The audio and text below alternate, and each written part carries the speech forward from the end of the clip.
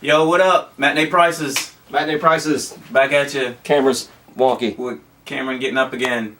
We got Rollie back here. Hey. Rollie in the middle. Rollie, as you, for our ravenous loyal fans who watch every episode, I'm sure you remember him from Just the one, season 1, the one Channel Z fan. episode that we did.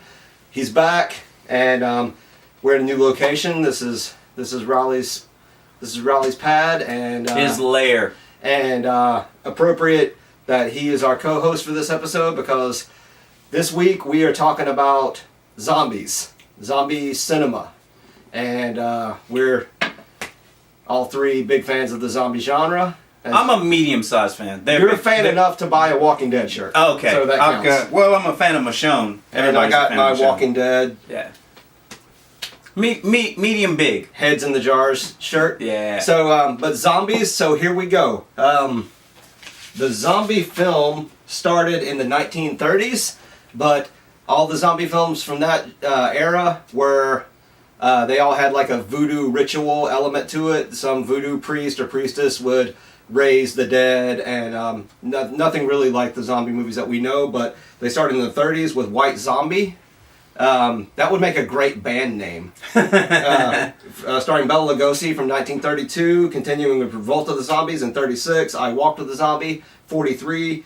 In the 50s, when they were doing I Was a Teenage Everything, right, they did I Was a Teenage Zombie. Right. And one that doesn't get mentioned enough, I feel like, is a little out of the box, but Last Man on Earth with Vincent Price. Oh, yeah. Vampire Zombies. Oh, yeah. The very first film adaptation of Richard Matheson's I Am Legend. I Am Legend. And wait. Yeah. And then in 1966, Hammer Films, that amazing British horror company, made The Zombie. 2 years before George Romero made Night of the Living Dead. So those were kind of the two that kickstarted the new era of genre movies, zombie movies. And as you all know, like, once Romero made Night of the Living Dead, everything changed, and he's done 5 more zombie films since then, and now I'd say they've probably overtaken vampires and werewolves and all other monsters as far as, at this point, like, for what's going on now. Right. And for the past 10 or 12 years, we've had great movies like Shaun of the Dead, 28 Days Later, we've got The Walking Dead. Well, I would say, if you added them all up, since back in the day, it's probably vampires and zombies are probably... They're neck and neck. They're neck and neck. Neck and neck. They're the two that will never go out of style, no, for whatever reason. But for right now, zombies are kind of it, and you've got people changing the game up a little bit with the Dawn of the Dead remake, and 28 Days Later, they introduced zombies that could run, which I think a lot of people don't like, but I do, because it kind of makes it a little scarier. Another interpretation. Yeah, because in every zombie movie, the one thing you could think of is like, well, just walk away from them, because they're not going to catch you. They're so slow. They're so slow. Yeah. But Dawn of the Dead, the Zack Snyder version of Dawn of the Dead, and 28 Days Later, they kind of changed that. Yeah. And so now it's like... And they also changed the fact that they were... Instead of the dead rising, it was an infection. It was just more of an infection. That you so they gave it a biological kick. Like rabies or something. Yeah. So this is a 2-parter. Come back next week and check out part 2. But for right now, we're going to talk about 2 movies that were done, the 2 Canadian films. The first one is Pontypool. Pontypool came out in 2008. It is awesome. It was directed by a man named Bruce McDonald, who has directed for television. He's done episodes of Queer as Folk, Degrassi, The Next Generation, Lex, and the Transporter series. It was written by Tony Burgess, who made a movie called Hellmouth, also starring Stephen McHattie, and another movie called Septic Man. So he makes horror films. And Pontypool stars Stephen McHattie, and we have all agreed that Stephen McHattie is the Canadian Lance Henriksen. Yep. And we should all bow down because he's awesome. Yep. He was in The 300, History of Violence. He played Reverend Ed Driscoll on the Sci-Fi Channel series Haven. He was Hollis Mason in The Watchmen, and he plays Vaughn on The Strain. Yeah. So there's your credits. That's the people who made and star in Pontypool. And so now we are going to tell you why Pontypool is awesome. Lay it on. Pontypool is great because it really goes to show you what you can do with just a simple location and a really good script. Yep. And just a small handful of actors. Yep. Oh, exactly. It started, it was originally broadcast as a CBC radio drama and was adapted into a movie. And my goodness, you've never seen a zombie movie like it. The zombie contagion is spread through speaking or words, and it's such an intense, just like locked room, pot boiling type of movie, and it's set in a radio station. Yeah. It's and Stephen McHattie plays a DJ, and there's a certain word or a certain phrase that if you hear it, you go crazy and you kill people. So it's a completely, like we're saying, like zombie movies have. Everybody has done a zombie movie, so now when someone makes a zombie movie, they have to be like, well, what can we add to it? Right. How can we put our own twist on it? And Pontypool, it's not contracted. You don't get the disease by being bitten, or you die and you come back. You hear something, and your brain can't deal with it, and you snap. And even though this is a great movie, love it. It is similar to an old episode of Tales from the Dark Side. I'm not saying they ripped it off. Maybe they never even saw this episode. But there was an episode of Tales from the Dark Side from the 80s that's kind of similar. You hear something and you go nuts and you kill people. Kind of like the Crazies. Kind of like the Crazies. A little bit. Yeah. That's the infected people or zombies or whatever we want to call them aside. Like the mood that is set, like it's just tense. They could do it just about anything in the movie with the mood that they set. It's exactly. Cold. Like you're starting out, you're on a dark highway. It's snowing. This dude's all alone. He meets someone, and it looks like a woman he should help. But like then at the same time, you're like, you know what? Don't help her. Yeah. Like just stay in your car. And that's the start of the movie, and it's just tense from start to finish. You're on. They could probably have just been like collating and copying news, papers and stuff, and it still would have been scary. It builds on that fear that kind of everyone has of isolation or being trapped somewhere, because the whole movie is set in this radio station, and you don't really see anything outside of the radio station. With a couple of exceptions, say 95% of the movie is in this radio station, so you're seeing this small handful of people dealing with what's happening in the outside world, or not dealing with it. It's up it's up to the viewer to determine to kind of fill in the blanks and let your brain run wild, which is, I think, the mark of a great movie. Less is more. You don't have to show everything. You don't necessarily have to show anything, and you can still make something be terrifying. And it's that claustrophobic. I feel like everyone has that innate fear of, like I said, isolation or helplessness. Yeah. And Pontypool definitely plays on that. And if anyone is a zombie fan, like this is another one of those movies that we're proud to talk about. We pride ourselves on this show of like finding movies that most people probably haven't heard of. I know there's some like cinephiles out there who have like, oh yes, yeah, I've seen Pontypool, it's great. Most people probably haven't seen it. And that's what we're here for, to turn you on to cool movies you've never seen or even heard of. Like we often, right, because this was at Vizart. It's one of the later movies from Vizart. Raleigh, Cameron, and I, we were constantly, like once we saw Pontypool, we were like, all right, look, if you want the good stuff, it's almost like when you have like that special craft of like aged liquor in the back. You don't want to share it with just anybody. Just anybody. It's like, all right, you come here. Let me show you something real quick. Because it's not a movie that you could recommend to just anybody. Like a lot of people, you would recommend this movie to, and they would bring it back and be like, "Oh, this sucked. This was boring." Yeah. And then the other people would be like, "This is brilliant. I loved this. It was terrifying." It's like a cerebral zombie film. Very cerebral. Yeah. Yeah. Very much so. Yeah. Very cerebral. Highly recommend it. Yeah. You should watch it maybe once. We're not going to steer you wrong. Yeah. It was made in 2008, and Stephen McHattie is probably the only actor that you will recognize. He's kind of a big-ish star with History of Violence and 300. Right. So he's a face that you're going to know.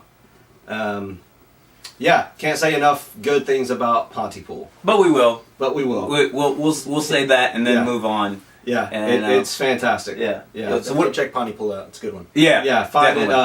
Netflix, stream it. We're watching it right now, actually. Go to your local video store and rent Pontypool. Is a sentence I wish I could say without laughing at the sadness of what I just freaking said. You can come to Raleigh's. Raise a He's got glass. it. This is his. For Vizart. He'll let you borrow it. Cheers. It shouldn't be that hard to find. It did get a decent release. It was released on DVD. I don't think it made a lot of money in America. It probably did well in Canada. It's out there. If you want to find it, you'll be able to find it. Pontypool. Pontypool. Pontypool. That's how you spell it? Was that it? Yeah, it's spelled exactly how it's pronounced. Oh, okay. Yeah. You said Ponty. double O. Double O L. P-double-O-L. P-double-O-L. Okay, yeah. I was thinking Cameron you can said spell. double L. I was like, double L? No. Okay. Pontypool. Ponty. Yeah. So what are we moving on to? Another Canadian production, but completely different. Fido. Oh, yeah. From 2006. It was done by Telefilm Canada. It was done by Lionsgate, and if you're familiar with the movies, Lionsgate makes good stuff more often than not. Fido was made in 2006. It directed by Andrew Curry, who also made The Steps, Barricade, and Mile Zero. It's Tim Curry's little brother, right? Sure. Okay. It's not. Spells it differently for no reason. Oh. It was co-written by Andrew Curry and Robert Chomiak. Robert Chomiak does American versions of Japanese anime. He was the American language director for Mobile Suit Gundam and Master Keaton. It stars a whole bunch of people that you're going to recognize. Fido, the main zombie, is played by Billy Connolly from The Man Who Sued God, the Pixar film Brave, Boondock Saints 2. He played Billy Bones in Muppet Treasure Island. And well, don't forget the Lemony Snicket's. Yeah. And also many comedy specials. He's a great stand-up comedian. He's a Scottish. He also took over for Howard Hessman in the last season of Head of the Class. You remember that? No. You remember Head of the Class? You remember that? No. Nobody remembers Head of the Class. I remember that. Seriously? I remember him in Okay. it. Howard Hessman left the show. They brought in Billy Connolly for the final season. Wow. Yeah. So there. Don't act like I'm the only one who watched Head of the Class. Screw both of you. Raleigh said he remembered. Just the two white people in the room remembered. Yeah. So you're good. You're covered. But of course, it also stars Carrie-Anne Moss. Carrie-Anne Moss from The Matrix. Yeah. It has I always blank on the guy's name. The little guy from Oh Brother Where Art Thou? What's his name? Wait. Not Dylan Baker. No, he's got 3 names. Tim Blake Nelson. Tim Blake Nelson from that's right. From Minority Report and Oh Brother Where Art Thou and Holes and a ton of other stuff. Dylan Baker from Trick or Treat, which we reviewed on a previous show. Yeah. Happiness, Spider-Man, Anchorman 2.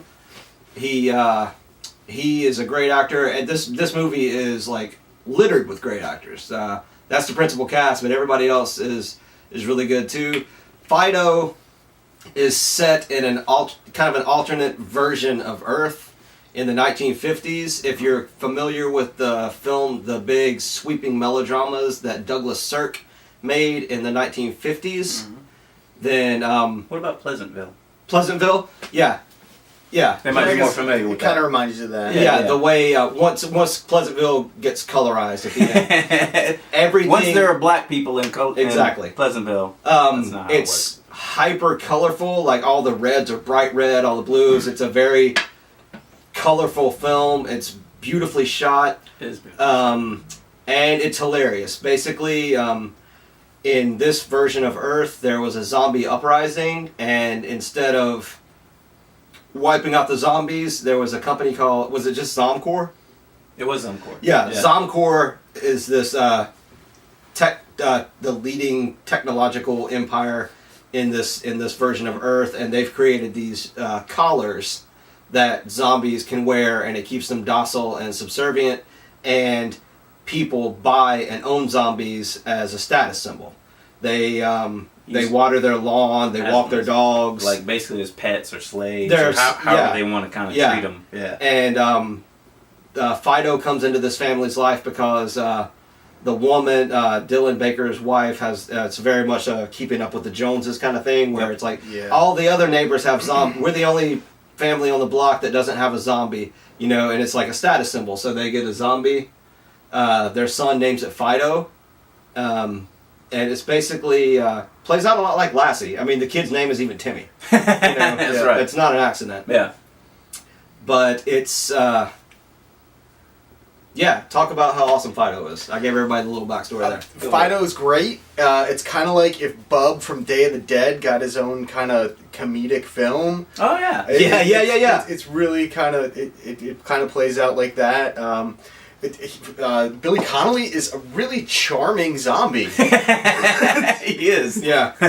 It's a lot of fun to watch, and just to see how the story plays out. I mean, it's basically like a boy and his dog story, and Timmy and Lassie, but just super twisted. Mm-hmm. And as the movie plays out, the zombie Fido, he becomes more and more human, and you start to look at all the moral implications. There's a lot of subtext in this movie. Yeah, it's very it's subtext heavy, but it doesn't really bog it down. Yeah, in the story. Doesn't beat you over the head with it. Yeah, it's a lot of fun. It's interesting to see a world that these people created. It's 1950s picket fence reality, but the zombies have came and been conquered, and now there are slaves to do our bidding, and it's there's a lot of comedy and seriousness that comes out of that premise, and I think they explore it both very well. There's a bit in the movie where and there's an old lady, because there's always an old lady in the neighborhood, and an old lady that you kind of want to die. And once Mrs. Deagle, if you will.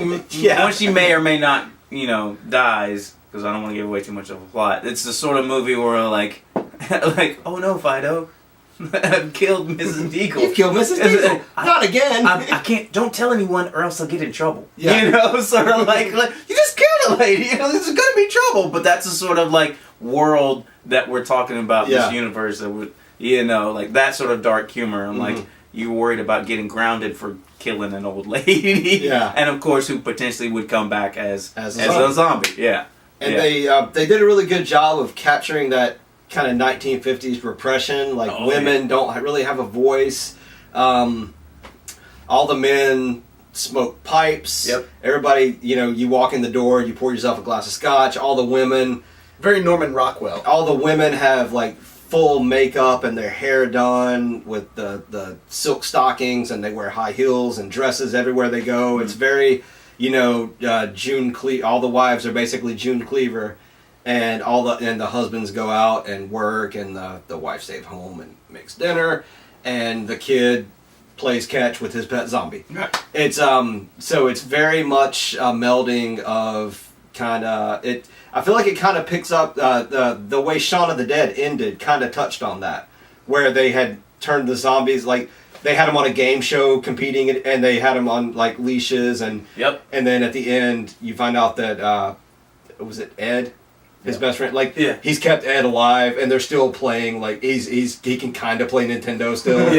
And so it kind of took the ending of Shaun of the Dead and was like, well, let's take the little ending that Shaun of the Dead gave us and make that into a movie, but have it set in the kind of Norman Rockwell, Leave It to Beaver, 1950s, like wholesome environment. As I said, a lot of subtext. There's a lot. You could say it's a metaphor for any number of things. It's very good. It's very funny. It's a calm zombie movie. Yeah. So if you're used to like Walking Dead or movies we've talked about before where it's like a lot of tense, not like this is not like Pontypool, this is not like Walking Dead. It is very like it's relaxing, it's comical, it's humorous. Yeah. The few tense scenes are is is the boy gonna make it out? You could almost hear like the narrator, will Timmy make it out of this situation? Exactly. You Will know, Fido like, make it in time? yeah, like Yeah. that sort of thing, and it's a fun watch. Yeah. I guess is what we're trying to say. Yeah. And we talk a little bit about Tim Blake Nelson's creepy. But he's awesome. He's so good. He's got he's like, his zombie pet is kind of his zombie lover. Like, he found a young, beautiful woman who didn't have a lot of damage done to her face when she died, and she's basically his kind of sex slave. Yeah. It's always kind of implied, but it's, well, I don't even think it's implied. They pretty much say it. Like, I mean, they mentioned how he got fired from Zombie Corp because he didn't meet their ideals of, like, wholesomeness or whatever. And first it's implied, then they show it. but he is like, he's just this creepy little dude, but he ends up not being such a bad guy. He kind of helps towards the end of the movie. Yeah. He still had to get shown the way because he was a little bit selfish there, and it almost turned into like that typical romantic comedy couple sort of like motif where like he says the wrong thing and then like upsets the girl, and then he has to make it up to her except the girl, she never said anything. She's a corpse. Yeah. It was like, but she's mostly intact, and like her from the neck down she's fine. And it's so there's it's horrible. It's this weird mix of like wholesome, and I can't remember, I think it's rated R. It's definitely rated R. Oh yeah, it's R. So it's this weird mix of like wholesome, like, it's got this kind of wholesome overview where, because it's like in the 1950s, like, I don't think there's any cursing in the movie because people. Yeah, I mean, it's in the rated 50s R. people didn't curse. It's rated R mostly because there's a lot of headshots and brain splattering. Yeah. But if you're cool with your kids seeing that, I mean, it's almost a family movie. They show they show almost. that on Walking Dead, and that airs on basic cable. And honestly, I don't think there's anything in Fido that's even as bad as what they show on the average episode of Walking Dead. Not nearly. I mean, I feel like. And Walking Dead and Walking Dead definitely has more cursing, especially now that they've introduced Negan. Right. Well, we'll definitely say like kids, unless you're just like the super cool parent. 14, 15, I think would be the cutoff. You gotta hit double digits. Yeah. Oh, definitely. Definitely. It's gotta be double digits. Because it is zombies. The makeup is spectacular. Great. They sadly this movie kind of bombed at the box office. It didn't really get a proper release, and it's kind of heartbreaking because when you watch this movie, you can see that it was not cheap to make. Just the sets and the cars and the costumes. And So here's the thing. I realized, I'm like, okay, it was a wonderful idea and they executed it perfectly, but if you're trying to like, all right, is it But action? what's the market? What's the market? How Is do you it, market like, this? action? Yeah. Like, no, really. Oh, is there kids, like teenagers? Are they gonna flock to see like some dreamboat? Like, no, Not really. no. No. Is like super hard? Like, Yeah. no, and like, And the person that you're rooting for is like basically what you're seeing the eyes that you're seeing the movie from is the little kid. Yeah. So you're like, oh well, it's kind of the protagonist is kind of this like 9 or 10-year-old kid, Right. but you shouldn't take a 9 or 10-year-old kid to see this movie. So that market is that's off, gone. off Yeah. the off the table. Yeah. So yeah, this is a movie that kind of probably couldn't have succeeded even if it had the best marketing team and did get a proper release. It Monster Squatted itself. really wasn't gonna make money. Well, so it's a miracle it actually kind of got made. But it got made, and I feel like it is slowly achieving. It's kind of like Cooties. Like, what was the market for Cooties? Cooties had even more of a market. Could have been marketed. Yeah. But that's another one that was like, it breaks my heart that these movies don't make money. Yeah. Specifically Cooties, because I want to see the sequel. Yeah. You know, they're not going to do it. There's no need to make a sequel to Fido. It's like a little standalone little movie. Yeah. But which is another reason why a company wouldn't want to do it. Well, can we make it a sequel? There's no franchise opportunity here. Yeah. But so you should check this out because it's a miracle it got made. Yeah. And it's fantastic. I'm reading here, guys. It's not a miracle it got made. No? It was mostly funded by the Canadian government. Yeah. And various. Canadian government. Telefilm Canada. They have like money that the government sets aside to make stuff like this. We need to befriend a Canadian and help have more them. stuff. Yeah, like no, just help. like a Like we consultant. want to make a movie. Oh, okay. We'll go through them Yeah. and go up there, and we might actually get it made. Yeah. So funded by the fine people that brought you Hobo with a shotgun. Yes. Hobo with a shotgun. Rutger Hauer. Yeah. Another. We've never done that. We could figure out a way to do that on the show. They're getting so many Americans coming up there now. Post-election, they're probably gonna be like, look. They're not going to want it. If an American just calls Canada, nope, we're not here. We're not buying. Clint. Yeah, they just say the whole country is out right now. We're at the store. Don't call us again. We're going to get beer. We're changed. If America calls, tell them we're out. We changed our phone number. So that's our little political rant for the show. That was it. We're gonna wrap up with a segment that we're introducing on tonight's episode because we've got a few minutes left. From now on, anytime we do an episode at Rollie's house, because he has an impressive DVD collection, and this guy knows his movies. So Huru and I are each going to blindly grab a DVD from behind us, and Rollie is going to tell you why you need to see it. So I'm going to find a movie. As you can see, I'm just blindly grabbing at stuff. I'm gonna turn and look because I don't want to knock anything over. But Wow. I just grabbed Harley Davidson and the Marlboro Man, starring Mickey Rourke and Don Johnson, a movie I've actually seen and I could talk about, but this is your movie, so you got to sell that. Well, it's kind of a hard sell. This one was given really to me. is. This one was given I to chose wrong. This movie was given to me by a friend, but I mean, if you like fairly manly men, with a little bit of speed and some 80s cheesiness, this might be the one for you. It's kind of Rourke-y.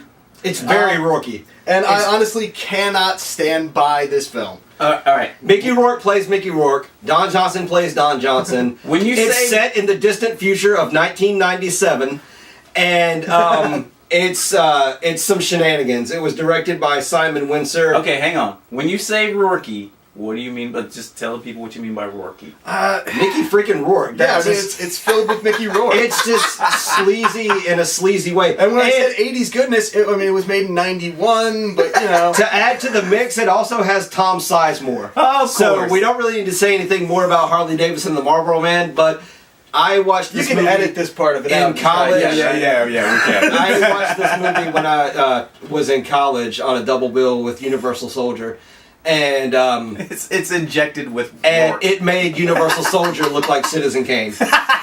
So go out and rent Harley Davidson and the Marlboro No, Man. please don't. Don't do it. Don't do it. So I screwed the pooch on that one. Hopefully Huru grabbed a good one. All right, I grabbed this one. I turned and looked because I actually have not seen this, so I want him to sell this. Sell this to me. Oh, I mean, You got we 40 have seconds. 40 seconds. Do it. Oh my gosh! All right, so what we have here is Intruder. Yeah. And it's basically like a super cheesy slasher film set in a grocery store. It was shot like no budget, and it's a heck of a lot of fun. It has some good kills. Yeah. Bruce Campbell stars in it, And Sam Raimi. and Sam Raimi, yes, Yeah. as not directed, but he's in it. Okay.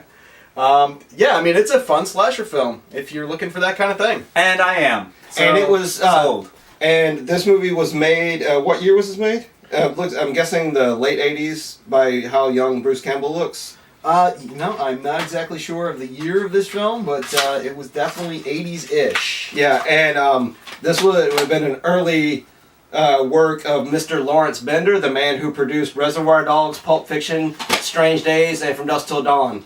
So, It's also a Viz Art movie. Intruder, directed by Scott Spiegel. And, I've never seen this movie. An ex-cop is trying to find out who the killer is and what possessed him to start his bloody rampage. But is it the ex-boyfriend, or is it someone else? Let's find out. I'm gonna find out. Give me. So, Can I borrow The this? Intruder. I guess I should ask. So, that's part one of our zombie episode. There's some great zombie movies out there. We just gave you two. We're gonna give you some more. We're going to give you some more next week. Fido, Pontypool, they're both really good. Can't say enough good things about them. But Check we will. them out. This is Matinee Prices. I'm Cameron. Raleigh, I'm Pontypool. This is Pontypool. And we're saying it's double O, right? Yes, 2 L's. keep watching movies. Try not to die.